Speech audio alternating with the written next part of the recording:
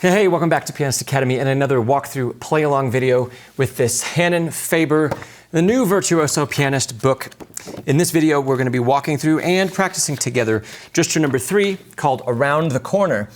Now, just like previous videos in this series, this video is divided into 2 parts. In part 1, we slowly talk through the gesture itself and all of the motions involved and why we're doing them.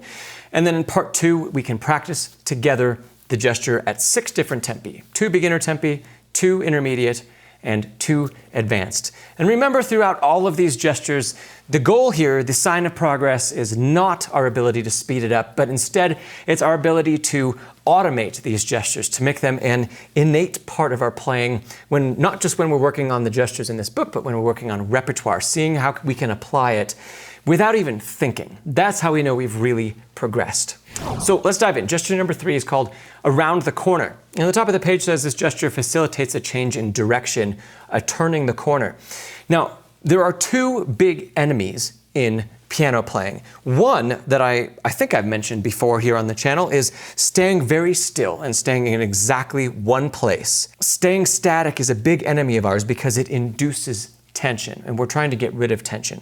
So gesture 1 and gesture 2 have worked on motions to get rid of tension, so we're not staying in the same place. But now, the second place that is our big enemy in piano playing is when we have to reverse direction and actually do it pretty quickly.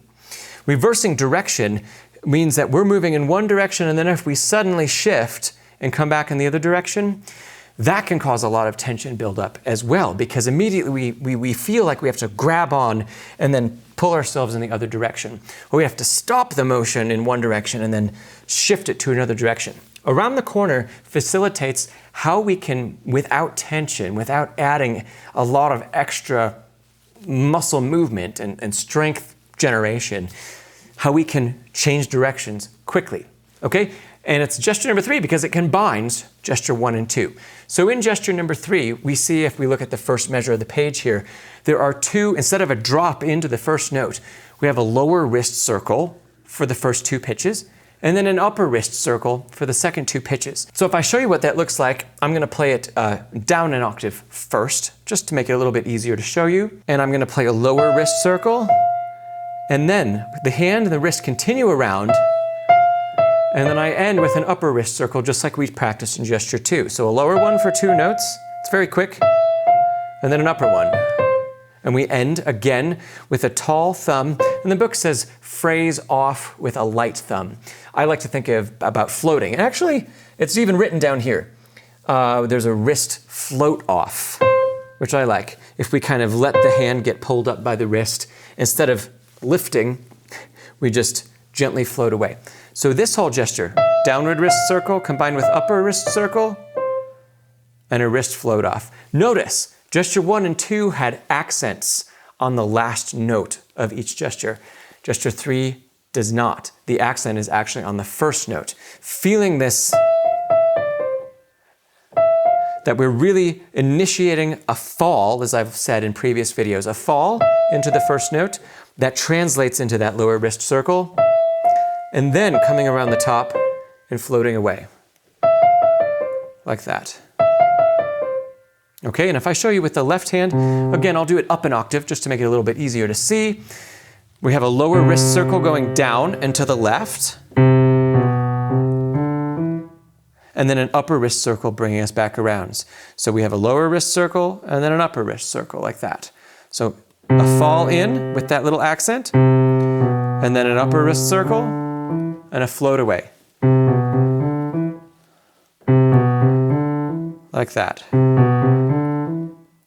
So now, instead of feeling like when we change directions, we go up and then come back down and we shift laterally only, this combination, this adding in of a vertical movement allows the motion to reverse direction without the angularity, without the sudden jerking of our body back and forth. And it's that sudden jerking and the sudden pulling in opposite directions that causes a lot of tension buildup. So, by having these circles connect, even though they're going in 2 different directions, we can quickly and efficiently change the direction that we're playing at the keyboard. As the book says, at fast tempi, this is a single efficient impulse. It feels like it's one gesture. Even though we're making 2 shapes, the down shape and the up shape, eventually you want to feel like this is a drop in, and this whole gesture of down to the right and up to the left, or in the left hand, down to the left and up to the right, that all becomes one. It's just one feeling. Like that. So that's our ultimate goal here.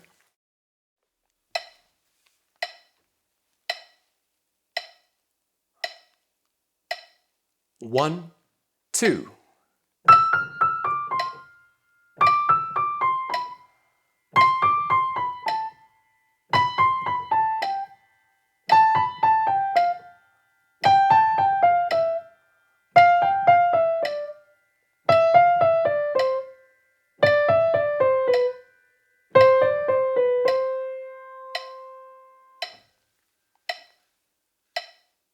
One, two.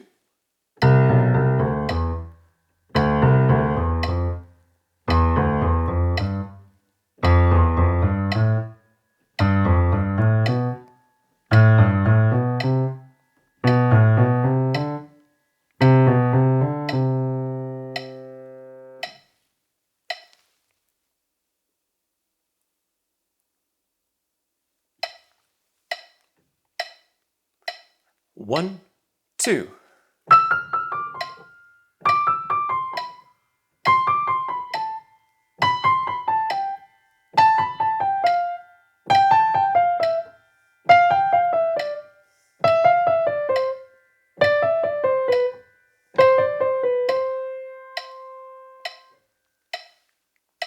One, two.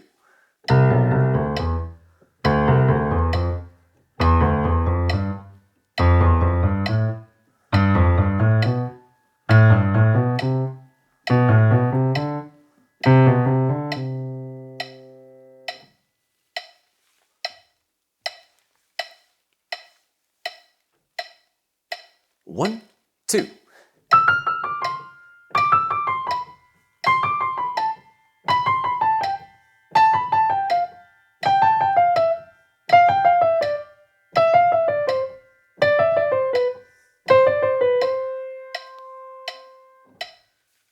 One, two.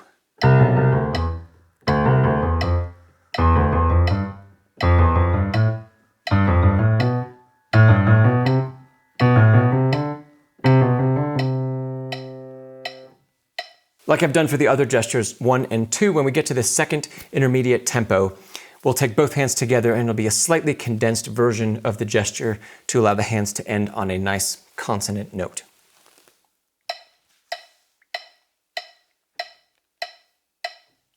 One, two.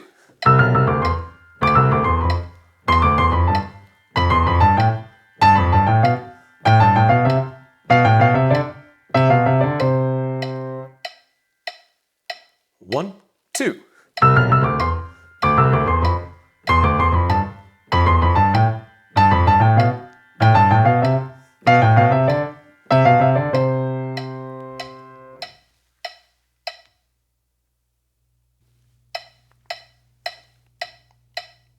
One, two.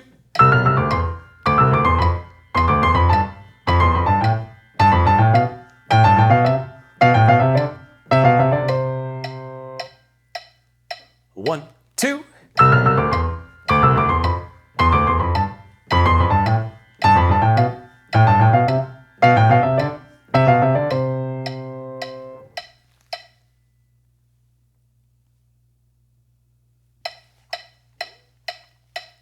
One, two.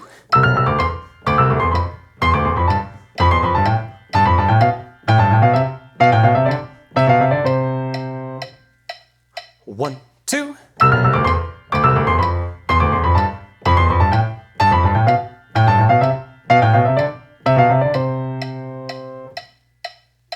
All right, so that covers gesture 3. I hope you found this video helpful, and I hope you'll revisit as you practice and as you discover what these gestures feel like for yourself. If you haven't already, please give this video a thumbs up. If you found it helpful, consider subscribing to the channel. And remember to practice smarter, not harder. And I'll see you next time you visit Pianist Academy.